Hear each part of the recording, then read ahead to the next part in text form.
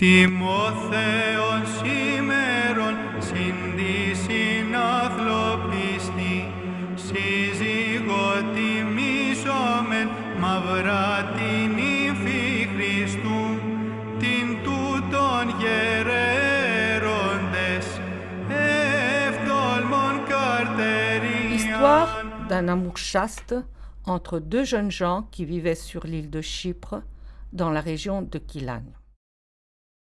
Après les noces, alors que tout avait été accompli dans la pure tradition locale, ils s'enfuirent en secret et s'élevèrent dans les cieux, où leurs âmes vécurent en parfaite harmonie dans l'amour de Dieu. À l'endroit de l'élévation miraculeuse, où coule de nos jours une source sacrée, fut bâtie une église dédiée aux deux saints. Quiconque s'abreuve de cette eau goûte et propage un amour divin. En ces temps-là, du temps de Byzance, vivait une jeune fille dont le nom de baptême reste jusqu'à aujourd'hui mystérieux, et un jeune homme du nom de Timotheos qui s'aimaient en silence depuis leur plus tendre enfance. Seuls des regards échangés en cachette trahissaient leur amour.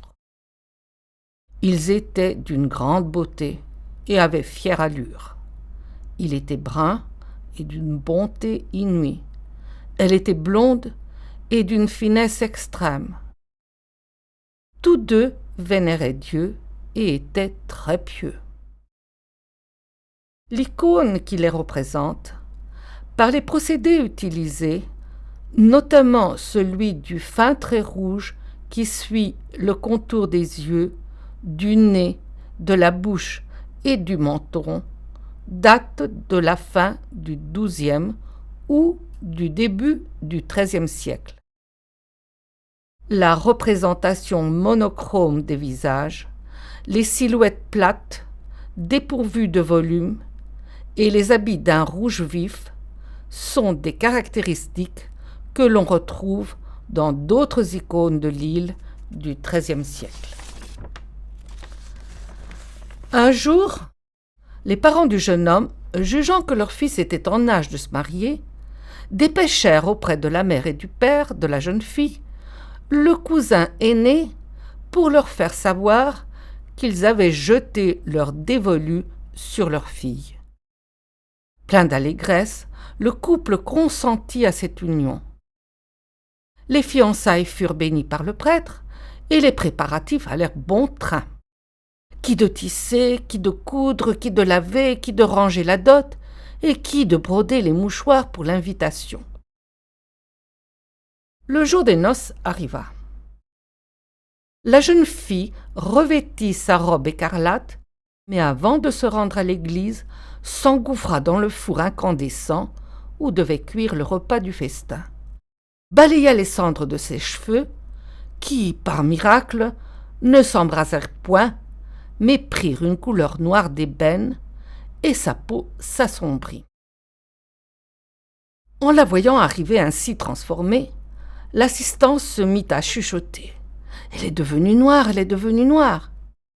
C'est ainsi que s'explique le nom sous lequel on la connaît aujourd'hui, celui de Mavri, qui signifie noir en grec. Le mariage fut célébré avec tous les rites de l'Église orthodoxe, et tout le monde festoya en buvant du vin à satiété jusqu'à tard dans la nuit. Quand ils restèrent seuls, Mavri implora son époux Timotheos, s'il avait toujours foi en Dieu, de la suivre. Il acquiesça. Ils s'éloignèrent du village et s'arrêtèrent devant la montagne. Elle frappa le rocher.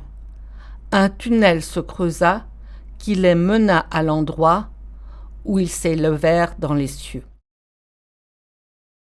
En ce lieu jaillit une source miraculeuse et poussa un énorme platane qui témoigne de la sanctification du jeune couple. Les gens du pays racontent que pendant très longtemps, on apercevait en ce point précis une lumière tremblotante suspendue à la voûte céleste qui disparut quand l'église fut édifiée. Nul n'omet, avant de quitter les parages, de boire à la fontaine cette eau thaumaturgique qui est source de guérison, de pur bonheur et d'éternel amour.